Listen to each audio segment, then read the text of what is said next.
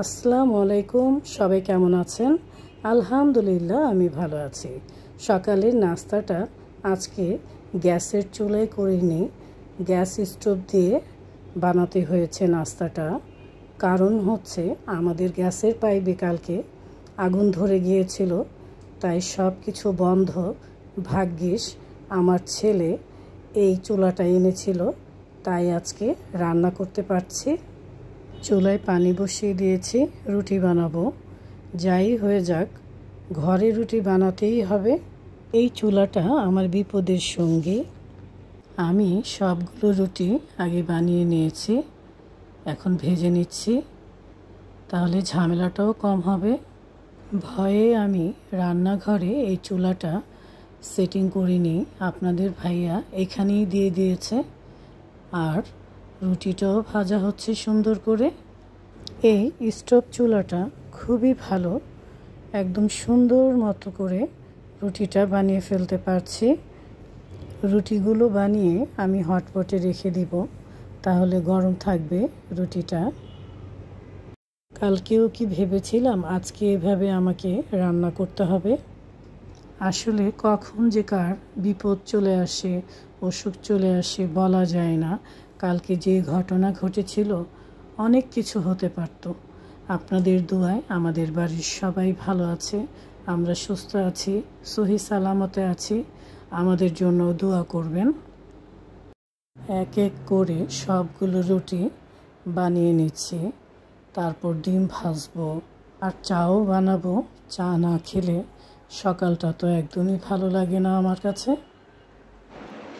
আসলে গ্যাসের চুলায় রান্না করে আমাদের অভ্যাস, তারপরও এটা তো খারাপ হচ্ছে না।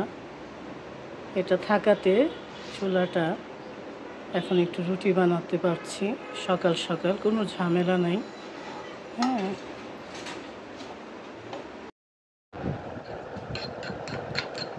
ডিম ভাজার জন্য 2টা ডিম নিয়ে নিয়েছি, এখন ফেটে নিচ্ছি।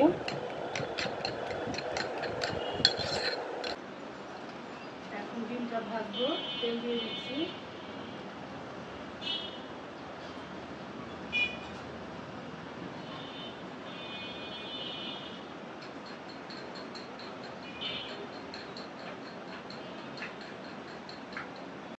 কালকেও ভাবিনি আজকে এইভাবে আমাকে রান্না করতে হবে।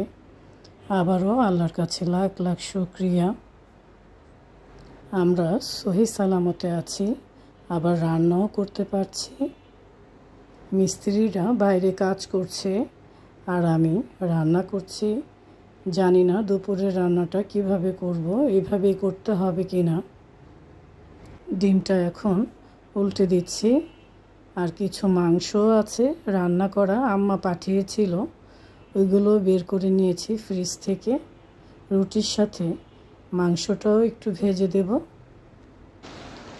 রুটি দিয়ে খাওয়ার জন্য কয়েকটা মাংসের পিস ভেজে নিচ্ছি।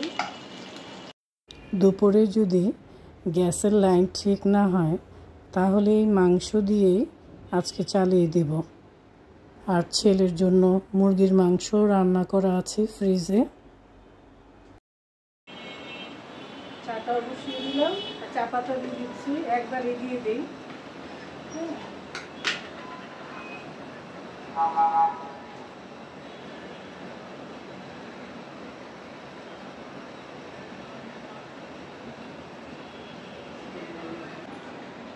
সকাল সকাল 1 কাপ চা না হলে তো আবার চলবে না, তাই চাটাও বসিয়ে দিলাম। আলহামদুলিল্লাহ, সকালের নাস্তাটা রেডি হয়ে গেল। এখন আপনাদের ভাইয়াকে খেতে দিব। চাটাও বলক এসে গেছে, এখন ছেঁকে নেব। এই তো হয়ে গেল গরম গরম চা। এই তো আপনাদের ভাইয়া নাস্তা খাচ্ছে, এটাই শান্তি। অনেক কষ্টের পরে ওদেরকে নাস্তা খাওয়াতে পারলাম, আমি নিজেও খাবো। নাস্তা খাওয়া শেষ করে এখন চা খাচ্ছি।